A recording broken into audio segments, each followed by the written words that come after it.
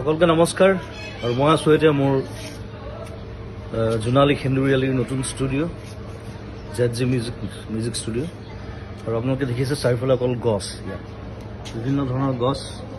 মই ষ্টুডিঅ'টো বনোৱাৰ আগতে গছবিলাক লগাই লৈছোঁ আৰু এই গোটেই বছৰটো আমি ঘৰৰ ফল মূল খাইছোঁ, চব্জি খাইছোঁ ষ্টুডিঅ'ৰ, আৰু এটা সম্পূৰ্ণ গ্ৰীণ পৰিৱেশ। ঘৰটো মই গ্ৰীণ ৰাখিছোঁ সেইকাৰণে যিমান পাৰি ষ্টুডিঅ'টো। আৰু সম্প্ৰতি এটা হুলস্থুল এটা চলি আছে গছ কটাক লৈ। বিভিন্ন জেগাত দেখিছোঁ ডাঙৰ ডাঙৰ গছ কাটি দিবলগীয়া হৈছে, ৰাস্তা বনিছে, তাত কিবা বেলেগ বস্তু বনিছে। গতিকে আৰু চৰকাৰে কৈছে যে আমি গছ কাটিছোঁ যদিও আমি বিভিন্ন ঠাইত গছ ৰুইছোঁ তাক বেলেঞ্চ কৰিবৰ কাৰণে। কিন্তু এতিয়া কিছুমান জেগা আছে, যেনে ৰিচেণ্টলি যিটো হুলস্থুল চলি আছে দীঘলী পুখুৰীৰ সেই পুৰণা গছখিনিক লৈ পেলাই। এতিয়া সেই গছখিনি হৈছে গোটেই দীঘলী পুখুৰীটোৰ সৌন্দৰ্য।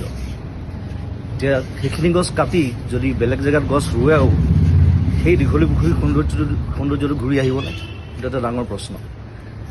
ৰিচেণ্টলি দেখিলোঁ আগৰতলাত পুৰণা গছ নাকাটিবৰ কাৰণে ফ্লাইঅভাৰৰ পেটাৰ্ণ সলনি কৰা হৈছে। গতিকে সেইটো বস্তু আমাৰ ইয়াতো সম্ভৱ মই ভাবোঁ।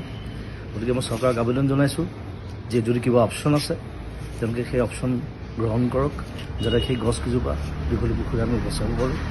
সেইটো মোৰ ফালৰ পৰা অনুৰোধ, সমগ্ৰ অসমবাসীৰ ফালৰ পৰা অনুৰোধ। আৰু ধন্যবাদ জনাইছোঁ সকলোকে। আৰু এই যিটো আমাৰ বিপ্লৱ চলিছে গছ সংৰক্ষণ, গছ বচোৱাৰ, তাত সকলোৱে সহযোগ কৰক। ধন্যবাদ, থেংক ইউ, বাই বাই।